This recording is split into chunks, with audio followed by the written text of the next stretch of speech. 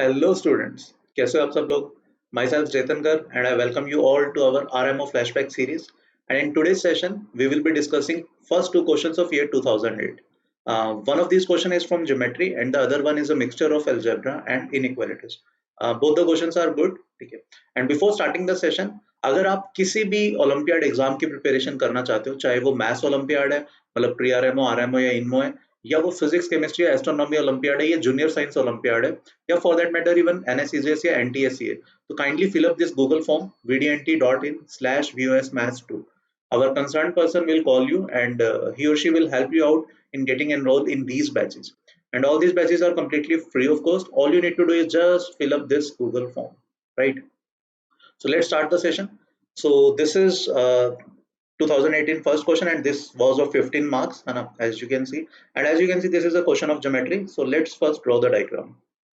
So ABC is an equilateral triangle, is an acute angle triangle.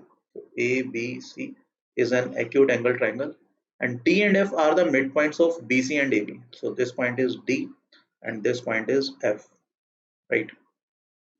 Let the perpendicular from F on AC. Okay, so this is 90 degree.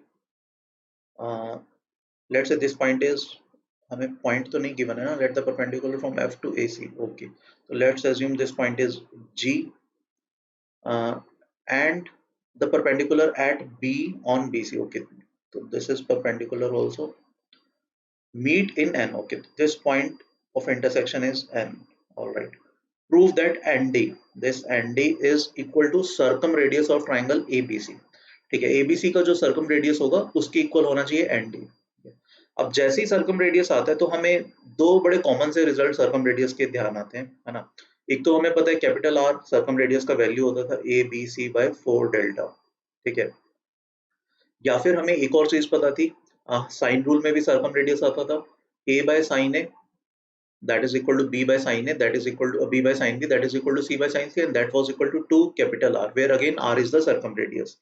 ठीक है, तो अब अगर मैं एक बात करूं इसमें इसमें ना हम क्वेश्चन की हेल्प लेते हैं. देखो बहुत सारी चीजें ना क्वेश्चन में ही लिखा होता है कि कैसे प्रूव करना है. हमें एनडी जो है ये ज्वाइन की हुआ जो एनडी हमें प्रूव करना था कि दिस इज सर्कम रेडियस, है ना?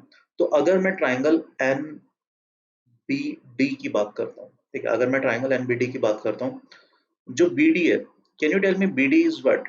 B D is A by two because A के सामने वाली side B C is small है ना? तो B D since D is the mid point तो B D will be A by two, right? तो अगर मैं बात करता हूँ B D upon N D, तो that should be sine of angle B and D. I hope ये सबको समझ में आना चाहिए इस एंगल का साइन, है ना? ये तो ट्रिग्नोमेट्री स्टैंडर्ड डेफिनेशन है. B D is clearly A by two times N D, that should be equal to sine of angle B and D. ठीक है, अब हमें प्रूव करना है एन डी सर्कम रेडियस के इक्वल होना चाहिए, तो एन डी कैपिटल आर होना चाहिए. तो A upon two R that should be logically that should be equal to sine A, वो साइन ए के इक्वल होना चाहिए. बट हमने sine of angle B and D की है, यानी हमें लॉजिकली क्या प्रूव करना है? देखो अगर हम सिर्फ इतना प्रूव कर दें कि भैया ये वाला एंगल जो है एंगल बी एंड डी वो एक्चुअली एंगल ए के इक्वल है, तो हमारा काम हो जाएगा. ठीक है, अब या तो ये प्रूव कर दें या फिर हम ये प्रूव कर दें कि ये वाला जो एंगल है ये 90 माइनस ए होगा, ये वाला एंगल भी फिर 90 माइनस बी एंड डी होगा. तो अगर मैं ये प्रूव कर दूं कि ये वाला एंगल इस वाले एंगल के इक्वल है तो हमारा काम हो जाएगा. अब ये वाला एंगल वर्टिकली ऑपोजिट एंगल है, तो all I need to prove कि ये वाला एंगल इस वाले एंगल के इक्वल होना चाहिए. अगर मैं ये प्रूव करता हूं तो हमारा क्वेश्चन हो जाएगा. ठीक है, अब अगर ये चीज ट्रू है, मतलब ये वाला एंगल इस वाले एंगल के इक्वल है, तो एक्चुअली ये बी डी एफ एन ये साइक्लिक होने चाहिए, तभी तो ये बी एन कोड सेम एंगल से टेंड करेगा, है ना? अब अगर ये साइक्लिक है तो ये 90 है, तो इसका मतलब इसको 90 होना चाहिए, तभी ये प्रूव हो पाएगा. और ये तो 90 है ही है, क्यों? बिकॉज देखो एफ और डी मिड पॉइंट थे, तो एफ डी पैरेलल है एसी के, और एफ जी क्लियरली परपेंडिकुलर है, तो ये वाली चीज भी परपेंडिकुलर होगी. ठीक है, तो देखो क्वेश्चन में ना बहुत कुछ क्वेश्चन में ही बताया होता है कि कैसे प्रोसीड करना है. ठीक है, तो मैं बस अब इसको फॉर्मलाइज कर देता हूँ, है ना? मैं एक बार सारी चीज फिर से लिख देता हूँ कैसे हमने इसको प्रूव किया. ठीक है, हम इस वाले रिजल्ट को नहीं यूज करेंगे, हम ये वाला रिजल्ट यूज करेंगे. ठीक है, अब ध्यान से देखते रहना. वैसे मैं सारा प्रूफ बता चुका हूँ ओरली कि कैसे इसको करना चाहिए था, कैसे अप्रोच करना चाहिए क्वेश्चन को, बट ठीक है अब हम फॉर्मली लिख देते हैं।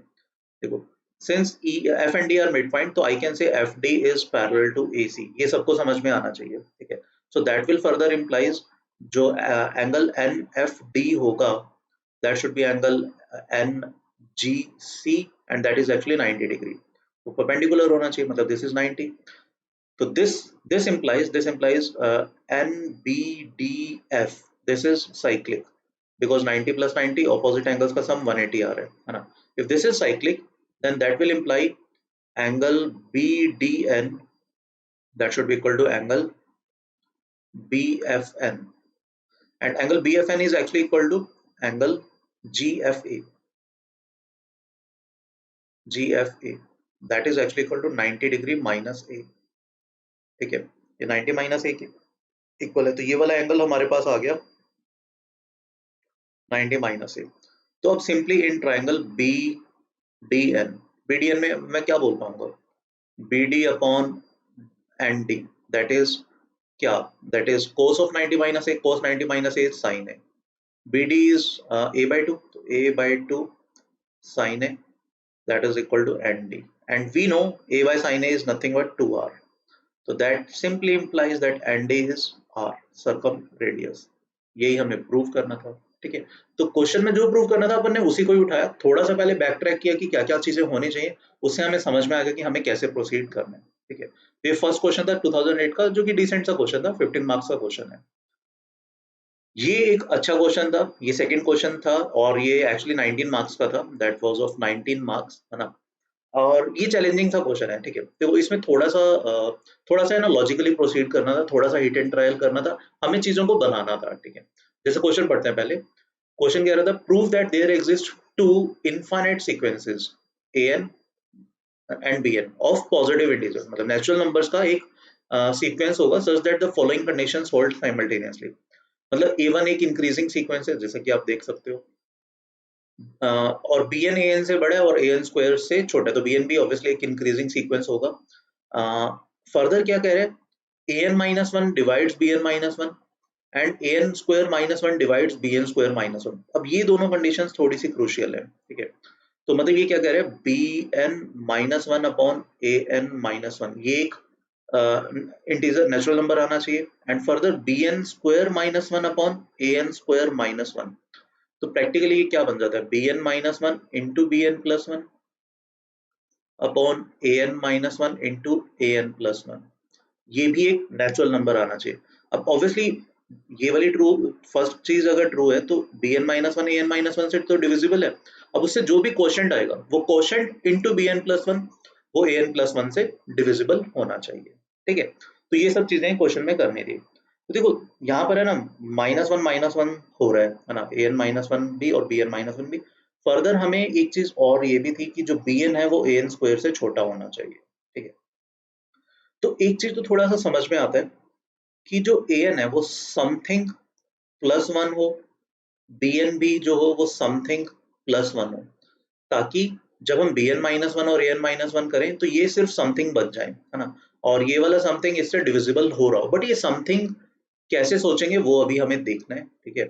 और फर्दर हम चाहते हैं कि जो ये बनेगा ए एन स्क्वायर बनेगा, वो भी बी एन जो है वो ए एन स्क्वायर से छोटा हो। तो लेट्स से समथिंग मैं अगर ऐसी फॉर द टाइमिंग एक्स मान रहा हूँ, तो ये x square plus two x plus one बनेगा, है ना, और मेरा ये जो बी एन है वो इससे छोटा होना चाहिए। अब यहाँ पे टू टू भी मल्टीप्लाइड हो रहे हैं, देखो तो है ना। देखो वैसे तो पहली चीज तो इस क्वेश्चन के बहुत सारे सॉल्यूशंस पॉसिबल है, ठीक है। हमें थोड़ा सा कॉल लेनी है, थोड़ी सी चीजें सोचनी है कि कैसे कैसे कर सकते हैं। अब क्या क्या ऑप्शन है, या तो हम पॉलिनोमियल्स की टर्म्स में जा सकते हैं, मतलब हम ए एन को कुछ मान सकते हैं, कुछ भी मतलब सोचना पड़ेगा कैसे क्या क्या माने, या फिर हम पावर्स की टर्म्स में भी जा सकते हैं, एक्सपोनेंशियल टर्म्स में भी, ठीक है। अब सबसे आसान चीज क्या है, देखो क्योंकि स्क्वायर जब हम सोच रहे हैं ए एन स्क्वायर का, तो एक टू मल्टीप्लाइड हो रहा है, तो अगर मैं ए एन को ए एन माइनस वन को two raise to power something मानता हूँ, let's say for that matter two power N मानते हैं अगर, ठीक है। तो जो बी एन होगा, ए एन बेसिकली इसका क्या मतलब हो गया, ए एन हमारा हो गया two raise to power N plus one, ठीक है। अब जो बी एन है वो मेरा ए एन स्क्वायर से छोटा होना चाहिए, तो ए एन स्क्वायर देख लेते हैं क्या होता है। ए एन स्क्वायर बनेगा 2 है ना, plus 2 into 2 that will be 2 plus one plus one, ये मेरा ए एन स्क्वायर बना। देखो यहाँ पे फायदा क्या हो रहा है, ए एन माइनस वन भी सिर्फ 2 है, और ए एन स्क्वायर माइनस वन भी 2 समथिंग होगा, है ना। अब ए एन प्लस वन देखो यहाँ पे क्या बनेगा, ए एन माइनस वन है और ए एन प्लस वन देखना, ए एन प्लस वन बन जाएगा A N plus one that will become 2 plus two. ठीक है, ये ए एन प्लस वन बन गया। ठीक है, बट हमें क्या चाहिए, हमें चाहिए कि भैया जो बी एन प्लस वन हो वो भी ए एन प्लस वन से डिविजिबल होना चाहिए। ठीक है, तो यहाँ से हम 2 कॉमन ले सकते हैं, राइट, और ये बन जाता है मेरा 2 n-1, ठीक है, प्लस वन। ठीक, अब ध्यान से समझो, अगर मैं बी एन को 2 की कुछ पावर्स का कॉम्बिनेशन और बाद में प्लस वन कर रहा हूँ, तो जब हम बी एन माइनस वन करेंगे, ठीक है, तो माइनस वन तो हट जाएगा, तो बचेगा क्या, 2 की पावर समथिंग, है ना, और अपॉन क्या बनेगा, ए एन, जो हमारा क्या है, ए एन माइनस वन, जो हमारा 2 है, तो वो तो कैंसिल आउट हो जाएगा। अब मुझे क्या चाहिए, अब मुझे चाहिए A N plus one B N plus one type से कैंसिल आउट हो किसी तरीके से।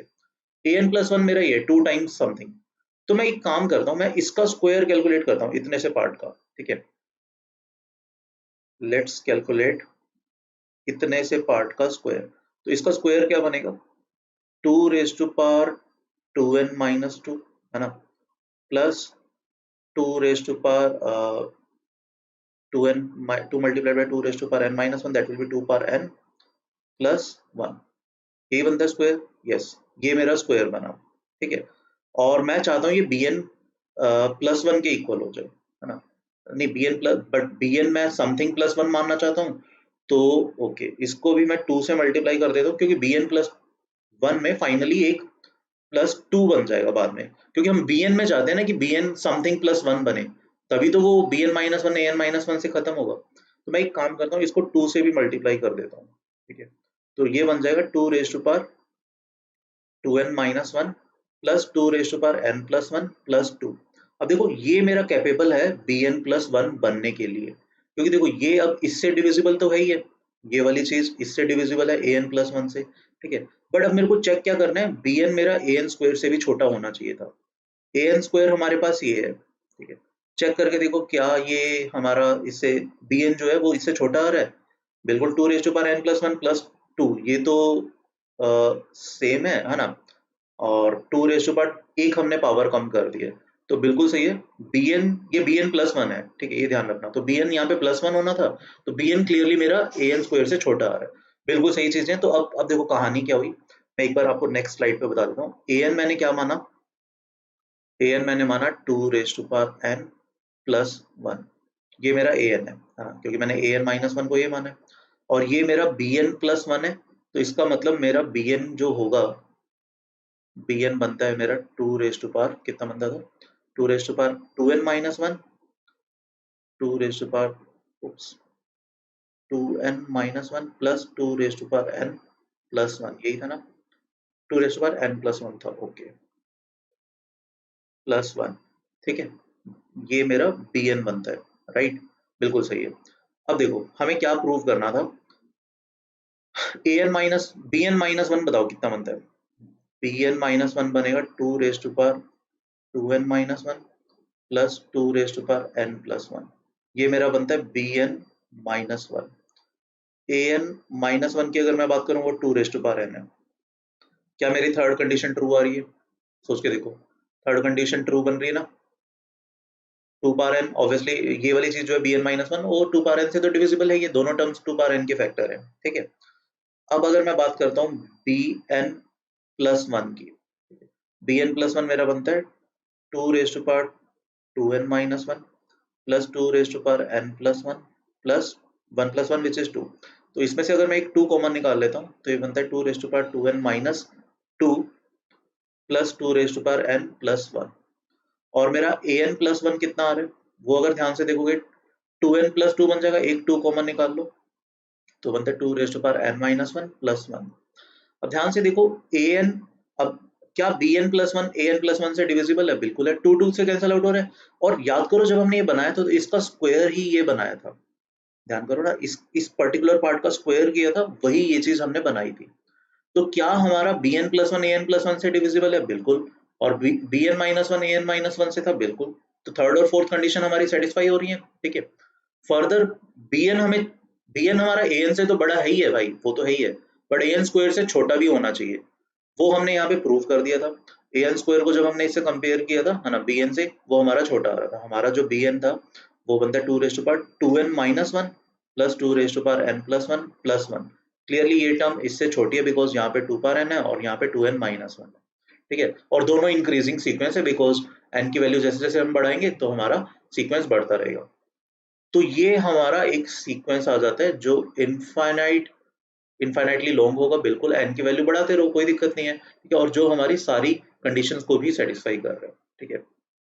यही हमें प्रूव करना था कि there will exist two infinite sequence, एक ये वाला है, एक ये वाला है, जो इन चारों कंडीशंस को सेटिस्फाई कर रहा है। अब द इम्पोर्टेंट पार्ट इज, क्या सिर्फ यही इकलौता आंसर है? क्या और पॉसिबिलिटीज भी हैं? यार बहुत पॉसिबिलिटीज हैं, इनफैक्ट इनफाइनाइट ऐसे पॉसिबिलिटीज हैं, ठीक है। बहुत कुछ हम सोच सकते हैं। जैसे एक और सोल्यूशन ये बनता है, मतलब अगर आप an को ये मानोगे और bn को अगर आप ये मानोगे, तो ये चारों कंडीशन सेटिस्फाई होगी, आप करके देख लेना। इनफैक्ट ये ऑफिशियल सॉल्यूशन में भी ये वाली चीज दी हुई है इन लोगों ने, ठीक है। an और bn अगर आप ये मानते हो तो ये सारी कंडीशंस ट्रू बनती हैं।